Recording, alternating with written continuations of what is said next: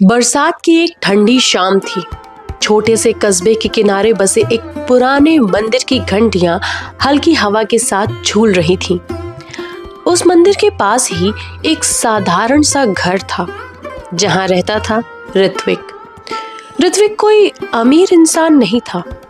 एक छोटी सी किराने की दुकान चलाकर जैसे तैसे घर का खर्च निकालता था, लेकिन उसकी सबसे बड़ी पहचान उसकी गरीबी नहीं, उसकी ईमानदारी थी। हर सुबह दुकान खोलने से पहले वह मंदिर में जाकर हाथ जोड़ता और बस एक ही प्रार्थना करता, हे प्रभु, मुझे इतना देना कि मैं किसी का हक ना मारूं और किसी भूखे को खाली हाथ ना लौटाऊं। उस दिन भी उसने यही प्रार्थना की थी, लेकिन उसे क्या पता था, आज उसकी ये प्रार्थना ही उसकी सबसे बड़ी परीक्षा बनने वाली थी।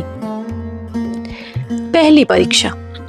शाम के करीब 8 बजे दुकान बंद करने ही वाला था कि तभी एक बूढ़ा आदमी भीगे हुए कपड़ों में कांपता हुआ दुकान के सामने आकर खड़ा हो गया। बेटा, 2 दिन से कुछ नहीं खाया, थोड़ा आटा और चावल मिल जाए तो बड़ी कृपा होगी, उसने कमजोर आवाज में कहा। ऋत्विक ने काउंटर खोला, देखा कि आज की कमाई पहले ही कम थी, घर में भी राशन खत्म होने को था। एक पल के लिए उसके मन में ख्याल आया, अगर इसे दे दिया तो घर में माँ और छोटी बहन क्या खाएंगे। लेकिन अगले ही पल उसे अपनी सुबह की प्रार्थना याद आई। उसने बिना कुछ कहे चावल, आटा और थोड़ी दाल एक थैले में भरकर बूढ़े को दे दिया। बूढ़े ने मुस्कुराकर कहा, भगवान तुम्हारी परीक्षा ले रहे हैं बेटा, पास हो गए तो सब मिलेगा। ऋत्विक को ये बात थोड़ी अजीब लगी, लेकिन उसने ध्यान नहीं दिया। अब बारी आती है दूसरी परीक्षा की। अगली सुबह दुकान खोलते ही एक अमीर सा दिखने वाला आदमी आया। भाई जल्दी में हूं, ये 2000 का नोट है, 500 का सामान दे दो, उसने कहा। ऋत्विक ने सामान दिया और गलती से 1500 की जगह 1800 रुपए वापस कर दिए। आदमी बिना गिने चला गया। कुछ देर बाद ऋत्विक को अपनी गलती का एहसास हुआ। आज तो भगवान ने मौका दिया है, 300 रुपए बच सकते हैं, उसने सोचा। लेकिन उसका दिल मान नहीं रहा था। वह दुकान बंद करके उस आदमी के पीछे भागा और जाकर पैसे वापस कर दिए। आदमी ने हैरानी से पूछा, आज के जमाने में भी ऐसे लोग हैं? ऋत्विक बस मुस्कुरा दिया। अब आती है अंतिम परीक्षा। रात को जब वह घर लौट रहा था, रास्ते में एक छोटा बच्चा रोता हुआ मिला। माँ अस्पताल में है, डॉक्टर ने कहा है दवा ले आओ वरना। बच्चे की आवाज कांप रही थी। दवा की पर्ची देखी, कीमत थी 700 रुपए और ऋत्विक की जेब में थे सिर्फ 750 रुपए, जो उसने घर के राशन के लिए रखे थे। एक पल को वह ठिठक गया, अगर ये पैसे दे दिए तो घर में कल खाना नहीं बनेगा। लेकिन अगले ही पल उसने बच्चे का हाथ पकड़ा और मेडिकल स्टोर जाकर पूरी दवा खरीद दी। घर लौटते वक्त वही बूढ़ा आदमी फिर मंदिर के पास खड़ा मिला। इस बार उसकी आंखों में एक अजीब सी चमक थी।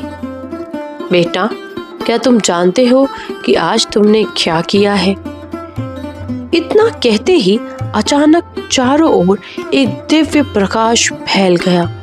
बूढ़े का रूप बदलने लगा और कुछ ही क्षणों में वहां एक तेजस्वी दिव्य स्वरूप खड़ा था। ऋत्विक स्तब्ध रह गया। प्रभु, आप? भगवान मुस्कुराए, मैंने इंसान बनकर तुम्हारी परीक्षा ली थी।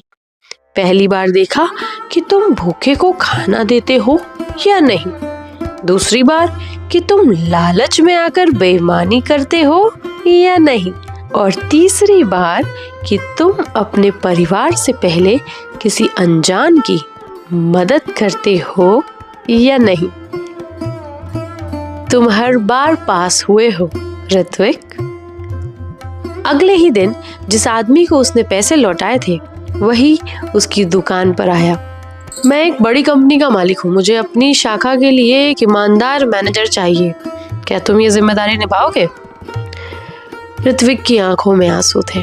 उसे समझ आ गया था, भगवान जब देते हैं तो पहले परीक्षा जरूर लेते हैं। इस कहानी से हमने सीखा कि ईश्वर हमारी मदद करने से पहले हमारी नीयत की परीक्षा लेते हैं। कर्म अच्छे हो तो भगवान खुद इंसान बनकर साथ खड़े हो जाते हैं। आज की कहानी यहीं खत्म हुई। कल मिलते हैं एक नई कथा के साथ। हमारे परिवार का हिस्सा बनिए, चैनल को सब्सक्राइब करिए। कल फिर मिलते हैं। नमस्कार।